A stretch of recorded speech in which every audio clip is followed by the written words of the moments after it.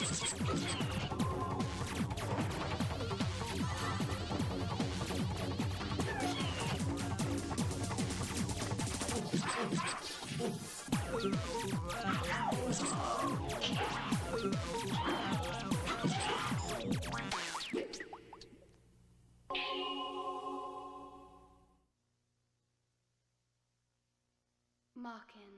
X Machina. Was released for the Sega Dreamcast in November of 1999. International releases followed in North America and Europe the following year. The game was published and developed by Atlus. If that company sounds familiar to you, you probably know them from Persona or SMT franchises. Full disclosure, I've only ever played all the way through Persona 4 Golden, and I've played a little bit of SMT 5 on the Switch, so I'm not too familiar with Atlus's library. I do enjoy what I've played, so hopefully this game lives up to those expectations. Speaking of expectations, while doing some research on the game, I managed to find this quote from a producer that makes it seem like the Dreamcast was finally the system strong enough for Atlus to make a non-RPG game. I did some digging to try and source the quote. The best I could find tells me it's from a Japanese exclusive Dreamcast magazine, so I can only hope that Shotgun Nova properly represented it and translated it into English for GameFAQs.com. I did manage to find this article about Maken X from the UK's Dreamcast magazine, which seems like, for the most part, these reviewers enjoyed the game and gave it an 85, so it was getting a moderate amount of hype, but not too much more than I guess any game could expect to get. So here's hoping that it lives up to the expectations that we've set. Hello everyone, my name is Giant Space Crab Grab, and welcome to this review over Maken X. If you look below, the video should be chaptered ahead, so if you want to skip to certain parts of the video or avoid the plot, you easily can. And with that being said, all we gotta do is put this thing in the Dreamcast and get ready to play. I already did that. Forgot about that. The game is presented by Sega. I think that's just their way of saying produced in the West. Like I said earlier, developed by Atlus, and it's also worked on these guys who are actually an in-house department of Atlus. So, all Atlus. X Machina. And here we are at the title screen. While serviceable, I do find it a little bit underwhelming. There isn't a whole lot going on here, and it doesn't draw me in the same way the game's cover art does. Nothing about it is too bad though. Once we press start, we see that we have new game, load game, option. Singular option. Maybe that was just the Dreamcast special. Coming in here, we see that it's a lie once again, as there's a whole host of options, but we're also greeted by this spectacular song. I don't know why they wasted it on the options menu, but it's really jamming. Everything in here is bog standard though, so we can go ahead and get back to the game.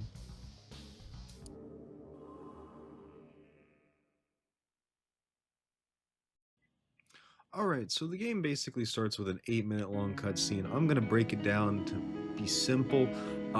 We'll go over more of this obviously later on in the plot, but basically we start off in this underground lab facility where they've created this device known as Maken. You're allowed to rename it, though it'll always be referred to Maken anytime the voice actors have to actually say it. Anyway, after you name it, you see these two high schoolers are just allowed to waltz down in here. It's okay though, because the girl there is actually Kay, and she's our main character. She is the daughter of the head scientist here, who's explaining that Maken is about to do a psi transfer. The weird world building of this gets established in the manual and in the intro kind of demo. To break it down simply, apparently they scientifically proven that the soul exists, and they refer to it as psi instead of soul throughout all of this. This cool guy down here is Faye. He's attempting to soul transfer with Maken.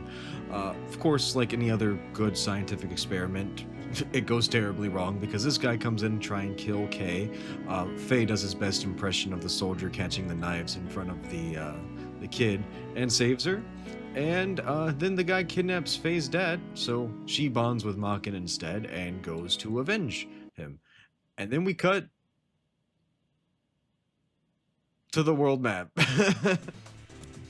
Yeah, we're hit with a lot right off the bat, and believe me, when we get to that plot section, it's going to look crazy. But the world map is pretty easy to understand.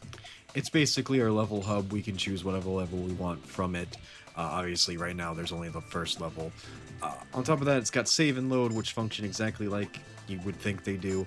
It's important to note you got 6 slots that you can save in, if assuming you have space across 2 memory cards. The game has 7 endings, so you're going to want to take advantage of multiple save slots. I'll get into how to get the certain endings over the course as we get to them. We also see that we have body with status and history. Status, you can check your character's stats. Pretty easy. History does nothing right now. I'll get into it when we get there. We also see, if we come over to stage, that there is stage start and brainjack. I'll explain brainjacking later. And when we click here, we get a little map of the stage that's up ahead. So we know that we need to go from start to exit. Pretty much straight line. That's true for like 80% of the levels. In a roundabout way, all the levels in this game are very linear, with some exceptions that I'll get into when they come up.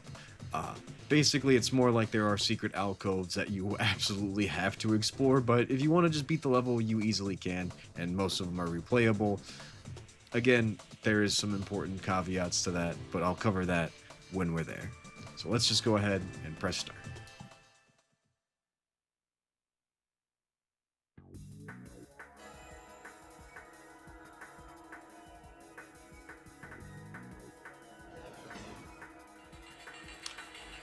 Okay, so we're hitting with a lot, and we just jumped in. Firstly, the music is fantastic. I don't know what this genre of music is called, I just know I really like it. This game's OST is phenomenal, and I've been listening to it since I've been playing. Secondly, we're in first person, which is a little weird for a Dreamcast. If you don't know, this is what a Dreamcast controller looks like. As you can see, there is no other stick to control your character's facing movement. So first-person games were a rarity. Some games got around this by making the face buttons how you choose your directions. Thankfully, this game doesn't do that. Instead, you can hold L and move the stick, and if you do, you look up and down. And there's very few areas you ever need to do that. This default angle is perfectly fine. The other thing you immediately notice is that this game rocks tank controls, meaning if I push up on the stick, our character goes forward, and left and right, instead of moving our character left and right, turns them left and right. It's awkward to get used to, especially bad in first person, but it's not the worst thing. And as we move into here, we get into our first fight with an enemy, and I was amazed because there was a tutorial explaining game mechanics on screen. Very helpful. It's especially nice after playing the other 2 games on the channel, which explained very little of itself mechanically in-game. Combat in this game is fast and relatively smooth. You use the attack button to attack. If you're pushing the stick forward, you'll do a little bit of a lunge depending on the character. If you're pushing the stick back and the enemy attacks you, you'll actually block their attack, and sometimes you'll get a different animation. Different characters have slightly different movesets. Also, if you're locked onto an enemy, you can jump behind them by moving forward, so long as you're not getting hit by an attack when you do so. This will get you behind them, which will obviously get you an advantage in a sword fight. The game has something called criticals, which is when you hit a certain weak spot on an enemy, you do more damage. Easy enough to understand. And that's the basics of how to fight basically every enemy in this game. A few enemies do have projectiles that you can bounce back, and some of them you have to only exploit their weakness since they have shields up front, but that's basically it. There is one other mechanic that would add a lot to the game, but it was unfortunately programmed by somebody who hates fun. If you hold down the attack button, your character will launch a special move. This is a stronger strike. A few of the characters even launch a projectile, which is really helpful for, not having to be in melee distance with the enemies. The downside is, for some godforsaken reason, it takes a bit of your life bar. Now, different characters take more or less, but still, given that you don't regenerate health naturally and you have to find med packs just laying about on the ground, it's terrible. It's just way easier to get into this rhythm of blocking enemy strikes, jumping behind them, critting them, and then moving on to the next enemy, which is unfortunate because it slows down what I think is supposed to be a very fast and loose combat in the game. Little bit of an oversight there, I suppose. Well, with the basics under our belt, Kai slashes through ninja after ninja and rocket launcher guy after rocket launcher guy and a few rollerbladers that are cosplaying as Tiger Mask. The enemy design in this game is incredible. Every time you defeat an enemy, you will collect a little orb that they drop, and you'll see your rank over there in the corner slowly increase. The max rank is 8. I'll explain what that means here in a little bit. You can also find the little rank ups laying across the map, just naturally spawning in. as well as med packs to heal yourself, and this little X that will give your character a power up for a brief time. With that being said, let's go ahead and come in here and fight our first boss of the game.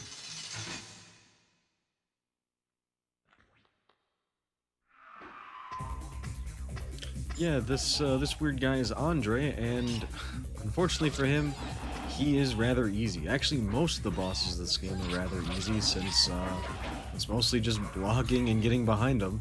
There are a few towards the end that have very unique patterns that are harder to get to, and I'll cover them when they're relevant. But no, for Andre, it is as simple as block him when he's in melee.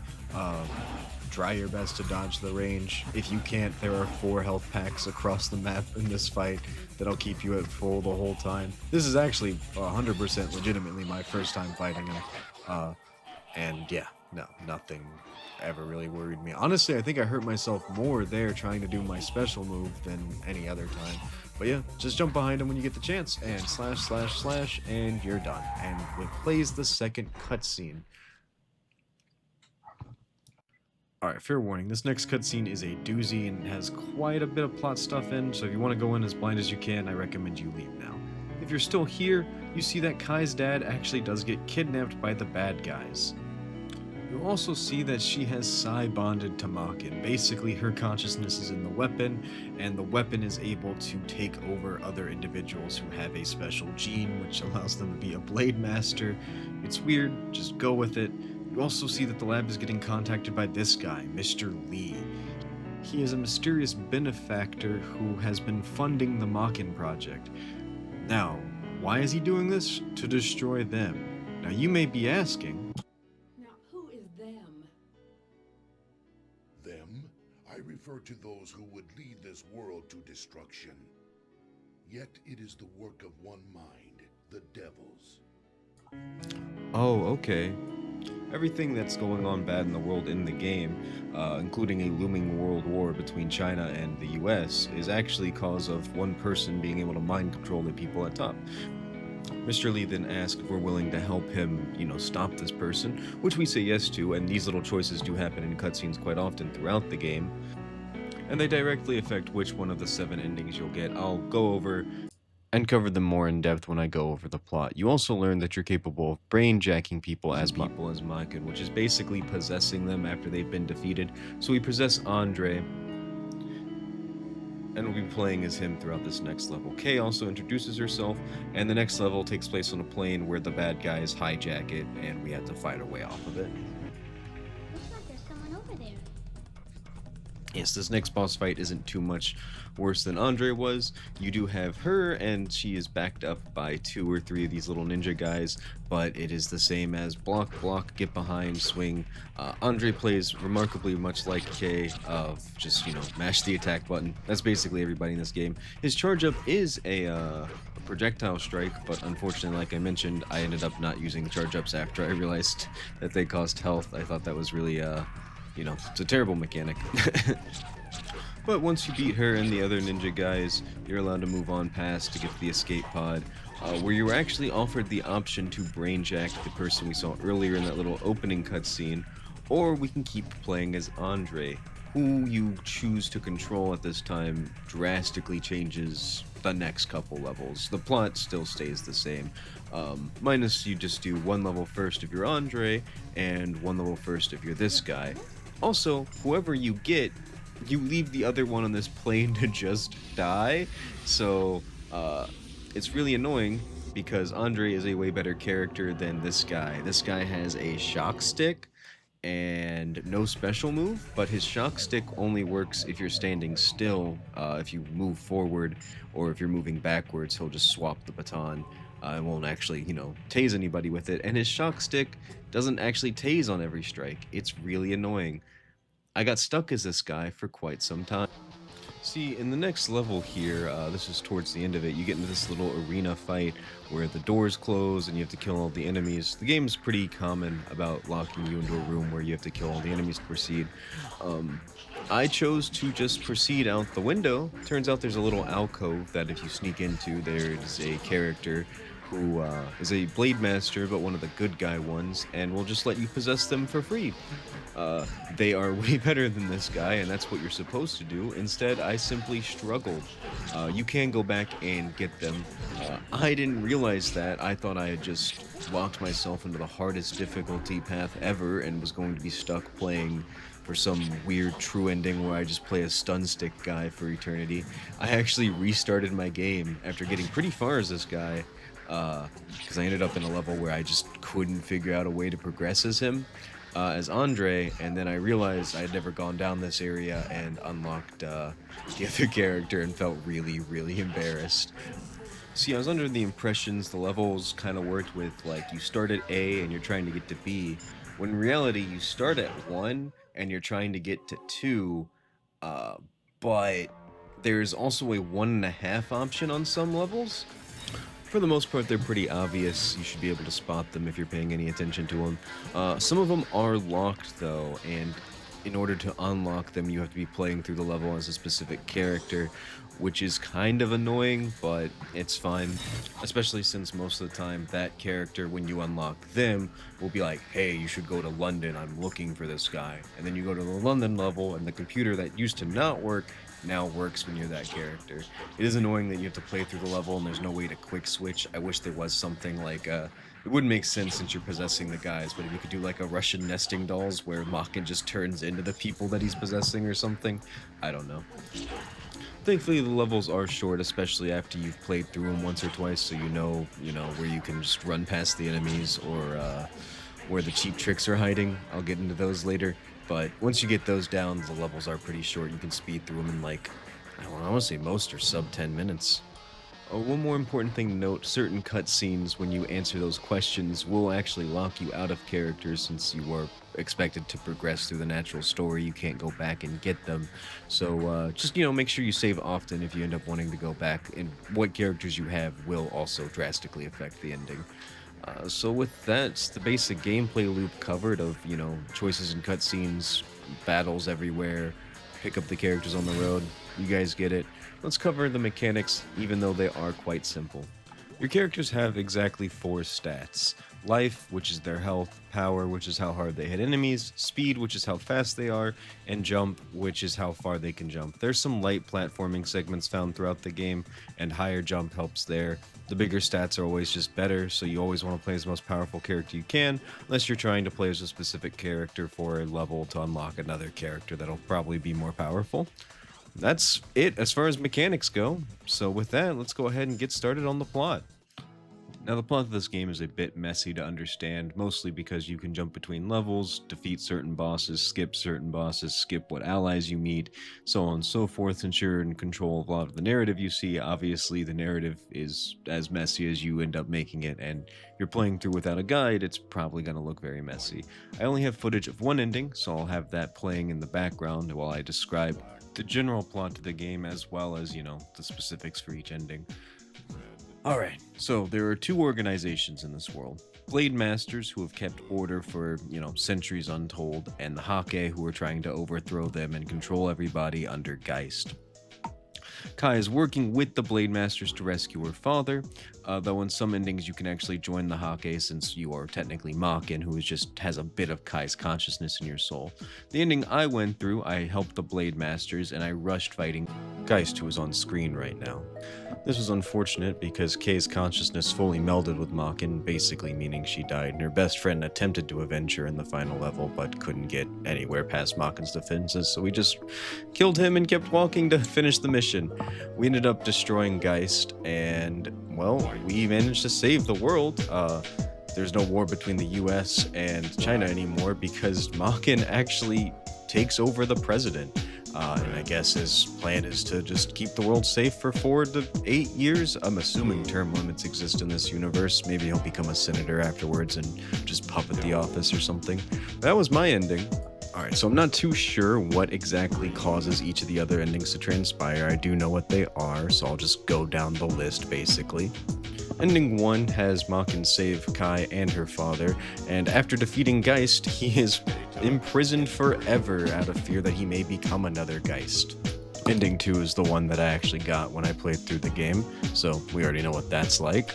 Ending 3 sees Maken prioritizing saving K, and he's actually reversed Brainjack, and he ends up dying, and K is the one that has to save the world from Geist. Ending 4 has Maken possessing K's body and just leaving the conflict entirely. Ending 5, we prioritize saving K, but Geist offers us a truce, and for some reason Maken says yes. This saves K, who is mad at us because we failed to save the world and her father. Ending 6 is the evil ending where we work with the Hake. Basically, they succeed, they take over the world. World War III starts with the few remaining humans, and then Geist mind controls the rest. We actually see that K is still trapped inside of Maken and wants to get out. Ending 7 has us joining neither side and still beating Geist. Unfortunately, we don't say K, who was magically important to restoring the world in this, and now it's all on Maken to restore whatever, and you just walk into the world by yourself. I wish I had footage for all of these, but unfortunately this video has gone through a lot of behind-the-scenes technical difficulties. That all being said, though, plot is... it's a little messy and it's a little over the top, like that's to be expected from a 90s Japanese game. So now let's take a look at some of my final little pros and cons that I didn't get to cover when I was discussing gameplay or the plot. First, the voice acting, it's pretty bad. I'm just gonna let the first cutscene play for a little bit so you guys can hear it. We haven't given it identification yet. Any ideas for a name? Random numbers are fine. It's just artificial intelligence. It still has life like we do. There's really no difference. Fine. Then why don't we let it decide? We'll let Maken decide. Yeah, it's got this real, this is the first time these people have ever seen this script, but they're kind of reading in character feel to it. That's throughout the whole game. There's also times where what they're saying doesn't match up with the subtitles, not to the point that it's completely different, but like one or two words. It's a big pet peeve of mine to see that. Feel like this game probably could have just used like a better editing team. Another negative is the control scheme. I hate it. I cannot stand these tank controls. And there's no way to remap anything either, which is unfortunate, because I think having R as an attack button would have been just a much more natural feeling, especially coming back from this game from the current day. But obviously they couldn't have predicted that much change, so I can't hold that against them. My final complaint of the game is that it's got this arcadey level design, like it's designed to eat your quarters. This level opens up with an exploding dog that runs at you and a guy that's on a hill that you can't reach that's shooting and aiming at you from the beginning, so you just have to know to run. Then you come into this room, right? And as the door locks behind you, it shows off this new enemy type that you've never seen before, so I'm expecting her to be a boss type. And then after you beat her, we get the scene. Two more exploding running at you dogs just come in, and they're right there, so you have no time to really jump or get out of there. Your back's already up against the wall. You can't block the exploding technique, so you just have to know to dodge immediately to your left and right. It's frustrating, and this isn't the only level that does something like this. There's plenty of levels that hide an enemy that explodes or basically has a ranged attack aimed right for the door. And it's made worse when you're playing one of the weaker characters that doesn't have the health to just tank the explosions. The stronger characters can easily do that. And once or twice is fine, but it's just really frustrating when it's found in almost every level. Now for the good parts of the game. Once you get into the groove of everything, the game is fine. The tank controls are hard to get used to, and I don't like them, but I feel like if you give it enough time, you would get used to them, and maybe not like them, but they perform well enough. The whole game ran pretty smooth. There was a few areas where occasionally the enemy's effects would cause slowdown, and I did have this one glitch coming up here where I try to dodge this enemy's attack and I get stuck in the roof instead. Yeah, I don't know what happened there. I wasn't able to replicate it. I guess maybe it was like a frame perfect hit that knocked me into just the right level where I couldn't get past anything. It was annoying, but it was just a quick level reset, and as you can see, this is the first level, so... Oh, I guess one more small complaint. There's no way to actually reset from the in-game menu. You have to do like the universal Dreamcast reset where you press all like the face buttons, or just reset on the console. I think I actually instead opt out to just kill myself using the special moves. But that's a very small problem. Like I mentioned, most of the levels are short, and you can always use the enemies to kill yourself, or you can use the special attack to kill yourself. It works well enough. Also, I really dig the concept and vibe that the game has going on. It's cool in a very special way that only 90s Japanese stuff can be. Another thing I love is the enemy designs, like this guy and his spinning ball that breathes fire out at you. I'll highlight a few more of my favorites. I also love this horrifying abomination that's sort of like a reverse Drider. It's horrifying. I love these guys too. They're huge, so they're crashing through walls. They have a giant cleaver, and they're all Frankenstein together. And the first time I was fighting them, I was the bad little, like, shock guy, so I was just worthless at fighting them. There's also these lovely ladies who are found in the same exact level. They decided this one to be the scary level, I guess. Look at that. Also, if you're not able to kill one in your first initial melee hit, she'll throw the coughing smog from Pokemon Snap at you. It's also really cool how most of them get kind of like a hype video to show you them the first time they appear. And the first time they appear, you'll probably be a character that's just a little weaker than them, so they aren't a little scary. It adds to like a feeling of the progression of power when you're able to fight enemies that used to be mini bosses as regular enemies in later levels. I like it when games do that as long as the mini bosses or don't have like story relations, you know? This guy coming up I also thought was super cool. He had a minigun in his gut like Strauheim from JoJo. He had these two massive swords. He even hits JoJo poses when he's doing his thing, and he's kind of dressed like a Nazi officer just a little bit. Fight him in Europe, and he's got a kanji on his face. I wonder what that says. I googled it real quick. It says it means nothing, which makes me thinks it's censored. Oh, well, I guess this is as good a time as any to segue into censorship of this game. This game got censored pretty heavily here in the West. It got an M rating, and for the most part I didn't think it was too violent or anything. There really isn't anything that you can't get away with in a T game here, but I'm guessing that they probably saw it uncensored, gave it the M rating, and then brought it over. The Cutting Room Floor has an excellent article detailing every little change that happened. I'm just going to go over the big ones. Firstly, swastikas gone. Islamic imagery gone. Alcohol and tobacco gone unless they were in a pre-rendered cutscene and they didn't bother to cut them. Low-res paintings of torture gone. The Iron Maiden enemy has only her nipples covered in the Japanese version, and they're not the only ones whose character design suffers. In this, he has extra arms that are sort of detached and floating around him. There's also two other changes that don't really censor anything, but just make the Japanese version way better. The special moves don't hurt you in the Japanese version. I have no idea why they would change that for the West unless it made the game just too easy or something. And you're actually able to block the explosion techniques that you can't block in the West. No clue why. The only thing I can think of is maybe there was complaints about the game being too easy, but it still seems very arbitrary to change that. Now, ordinarily, this is the part of the video where I would lament about the game, saying its cool idea has basically been sitting on a shelf untouched forever, but that's not true in this case. Firstly, I think the game was pretty good and worth playing, and I think it realized what it wanted to be. But more than that, there is plenty of extra content. There was apparently a manga that was released for the game, as well as a remaster that came out some years later for the PlayStation 2. Now, this remaster is exclusive to Japan and Europe, so I don't have any way to authentically play it, but looking at some YouTube videos I found, it's very interesting because they made it third person, and I think they made some other minute changes. Some people think it's worse, some people think it's better. I don't have any real opinion on it since I haven't played it yet, but it's there, you know, if you wanted more of this. All in all, I think Maken X is a fine game that's mostly hampered by bad controls and probably could have tightened up the story a little bit, but I think it's fine. Like a good end of fine, not like a bad fine. But that's the end of this video, so remember to like, comment, subscribe, share, bell, all the YouTube jazz, and I'll see you guys next time.